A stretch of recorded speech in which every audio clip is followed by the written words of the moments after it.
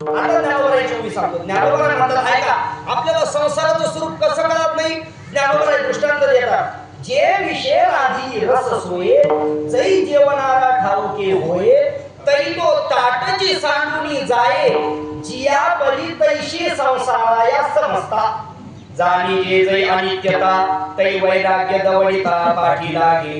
एखाद्या जेवणाऱ्या माणसाला आपल्या समोर वाढलेल्या ताटामध्ये विष आहे हे कळल्यावर जेवणारा जेवेल का हो? नाही कळणार, कारण त्याला कळलंय त्याच्यामध्ये काय आहे, विष आहे. मला वाटतं संतांना या संसारातलं विष कळालंय, आपल्याला कळालं नाही. आपल्या वाट्या वाट्या चालल्या, काहीच वाटेने पोट भरणा, काही पाचुंदे चाललेत आपले, काही 50 वर्ष झाले, 60 वर्ष झालेत, आपण विष खातोय, आपल्याला कळत नाही. संतांनी संसाराकडे विषाप्रमाणे पाहिलं, संसाराचं दास्यत्व सोडून दिलं, आपलं मात्र त्याच्यातच दास्यत्व चाललंय. विठ्ठल विठ्ठल. पहिला मुद्दा सांगितला मी, आपण संसाराचं दास्यत्व करतो, संत महात्मे करत नाही. त्याचं कारण त्यांना संसाराचं स्वरूप कळालं, आपल्याला कळालं नाही. पहिला मुद्दा क्लिअर झाला. आता दुसरा मुद्दा अजून एक सांगतो. आपण का दास्यत्व करतो ते का करत नाही.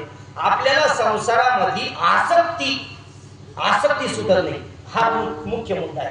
आसक्ती मी मनाने बोलतच नाही. ज्ञानोबा बोलतात, ज्ञानोबा म्हणतात अहो संसारामध्ये आसक्ती इतकी खतरनाक आहे, ही आसक्ती संसार इतका मारतो, पण त्या मारलियाची सेच नाही. दुःख शोकांच्या घाई मारलियाची सेच नाही, हे सांगावया कारण काही.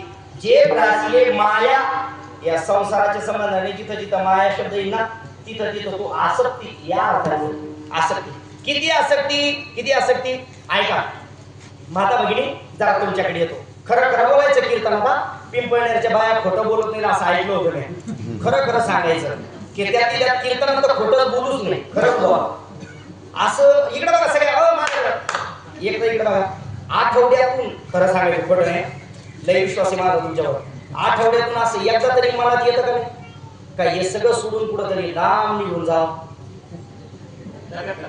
थांबा मला एकदा त्याच्याकडे बघू द्या. असं आठवड्यातून एकदा तरी मनात येतं का नाही हे सगळं सोडून कुठं तरी लांब निघून जाऊ. काही भाग्यवानाला दररोज येतो. तुम्हाला दररोज येतं काय? दररोज येतं की हे सगळं सोडून कुठं तरी काय करावं, लांब निघून जावं. मग माझा प्रश्न तुम्हाला हाय माता भगिनी, तुम्हाला अडवलंय कोणी? लांब निघून जावं हे खरंय, अडवलंय कोणी? तुम्हाला हे म्हणलेत का कधी जाऊ नको म्हणून? नाही. अरे हे तर एवढे कट्टा दिले, वाट पाहिजे ही कधी एकदाची निघून जा. बरोबर आहे की नाही? पंढरपूरला कधी जा अशी वाट पाहता. पण बऱ्याच ठिकाणी हा बोल, आपण गेलो ना एखाद्या घरी, मग ती घरी जेवायचा काहीतरी दूध वगैरे घेण्याचा प्रसंग येतो. मग गेल्यावर त्या बाईचं तिथं रोडगाड सुरू होतं. बाईला मन मोकळं करायला कीर्तनकार ही एक उत्तम जागा आहे. तिला घरी गेलं ना ते लोक लय मन मोकळं, त्यांचं घरच्या माणसाचं किंवा बाईचं दुसरं कोणी ऐकून घ्यायला मोकळं नसतं. ते गाणे तिथले गावात घडलेले गाणे लालपुरी येऊन सांगते बाबा गेले असं केलं, तिने तसं केलं, हे तसं केलं. बरं ती बाई सांगू लागली, म्हणे महाराज काय सांगावं तुम्हाला, जेव मुर्दा एवढा बेकारी कधीच सोडून गेले असते. मुर्दा म्हणजे कोण? कोण म्हणा कीर्तनकार? मुर्दा म्हणजे कोण? महाराज कधीच संसार सोडून गेले असते. मुर्दा एवढा बेकारी, पण लेकराकडे पाहते आणि गप घास घेते. बरोबर आहे ना? हे लेकराकडे पाहते आणि गप घास घेते ना, याला शास्त्रात आसक्ती म्हणतात. हीच आसक्ती आहे ती, बाकी काही नाही. संतांनी संसाराचं स्वरूप जाणलं तुका, म्हणजे त्यांची कलर्या मावर्ण जे कर्म धर्मनाशी बंधू